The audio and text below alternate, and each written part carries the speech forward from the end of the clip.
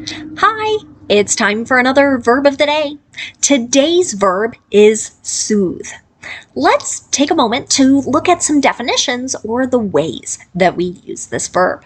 The first way you'll hear soothe used is to mean to gently calm a person or their feelings. So with this definition, I might think of somebody who is perhaps really anxious. They're worried about something, and you might say things or do things to help them calm down. A second way you hear soothe used is to mean to bring comfort, solace, or reassurance to someone. So here you might be thinking of someone who's really terribly sad, they're upset. And again, you might have words or you might have actions that you can do to comfort them, to reassure them as they kind of process the feelings that they have. A third way you'll hear soothe used is to mean to reduce or ease pain or discomfort. And many times we're talking about pain that is in some part of your body. I feel like I hear this verb soothe used in many commercials that are advertising medication. And this applies to all sorts of different medicines, whether it's for a cold, a headache, a backache, other types of pain. Many times they will say this medicine will soothe, right? It will reduce or alleviate the pain you are experiencing. You should know that the verb soothe is a regular verb. To make the progressive form of this verb, we're going to drop the E and add ing to form soothing. The past tense and participle forms of this verb can be made by adding just the letter D, since this verb already ends in an E. Our base verb, soothe, ends in a voiced TH sound. So our past tense ending is just going to make a D sound.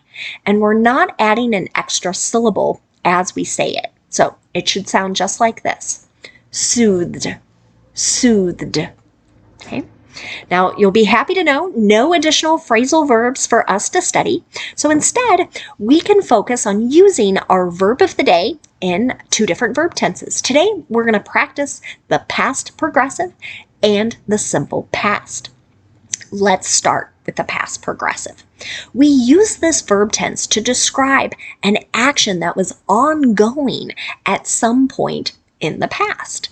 Many times in a sentence with the past progressive, you'll see a second action in the simple past tense, and that action in the simple past tense is what interrupted the action in the past progressive. I should point out, some books and some teachers call this the past continuous. They mean the same thing. I like saying past progressive because the two P's help me remember I need two parts to make this verb tense. So I'm going to use a past form of be, so that's was or were, and then I'm going to use the ing form of the verb. Let's take a look at an affirmative example. He was soothing the baby when the fire alarm sounded. Right? That probably didn't help, right? So we might think of a crying baby and someone trying to get the baby to be a little more calm, a little more relaxed, right? And then we're interrupted by this loud sound of a fire alarm. If you want to make a negative past progressive sentence, our structure will be to start with our subject, then was or were, then not, then the ing form of the verb. Here's another example. This medicine wasn't soothing her pain. Okay, so here, this is unfortunately an action that was not ongoing. Maybe somebody continued to take, but their pain level kind of stayed at a high level. But let's look at making a yes or no question in the past progressive. To do this, we start with our past form of be, then we have our subject, then the ing form of the verb. Here's another example. Were these measures soothing global markets? Now, this might sound really funny to hear, but I do think if you're reading or following stock markets, stock indices,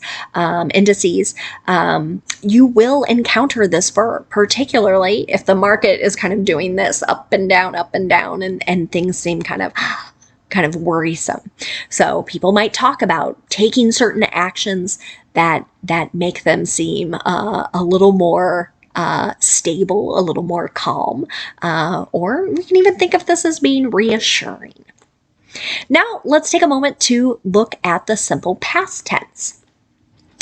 In the affirmative, the nice thing, I should say, about our simple past tense here, affirmative, negative, yes or no question, our structure is going to be the same no matter what our subject is.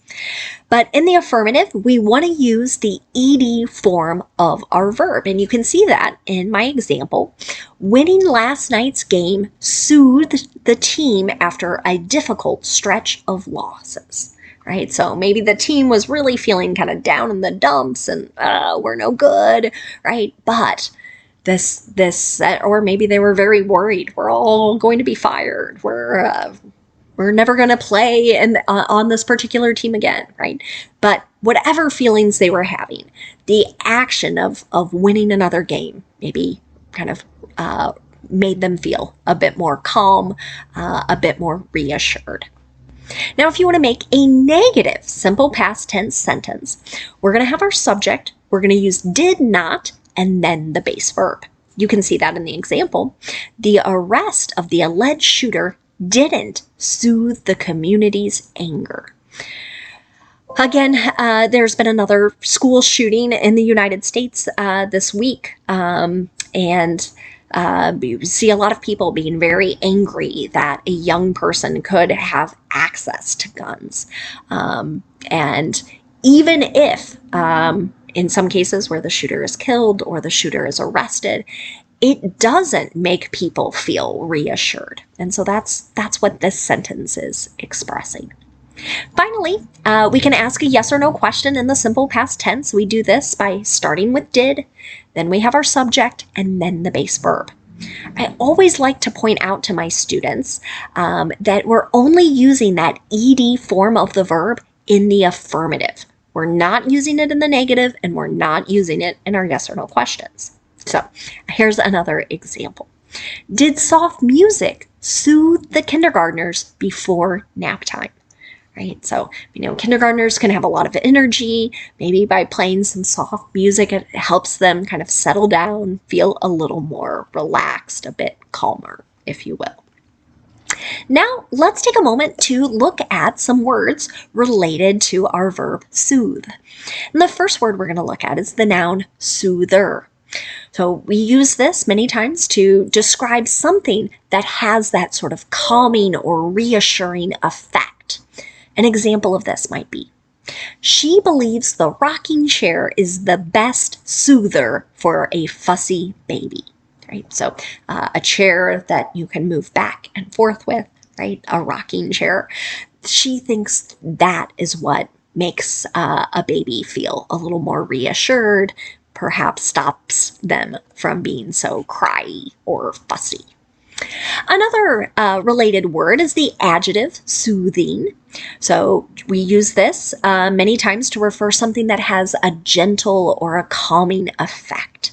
So an example of this might be, they listen to soothing music while at work. Okay. But we also use soothing as an adjective to describe something that reduces pain or reduces discomfort. An example of this medication is very soothing. You might hear a pharmacist or a doctor describe a particular medicine to you in that particular way. The last word we're going to look at today is the adverb soothingly. It's really common in English to see that suffix ly used with adverbs. And generally, it's telling us that an action is being done in a way to make someone feel a bit more calmer. So maybe that person is anxious, they're upset, right? And we're going to kind of help them feel a little more at peace. An example of this might be, She spoke soothingly to the worried students who had missed their bus. Right?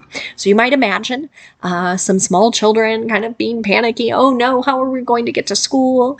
And perhaps it's a neighbor that sees them and she speaks in a way that makes them feel less anxious or less upset about missing the bus. Thanks so much for watching today's video. I hope you have a great day.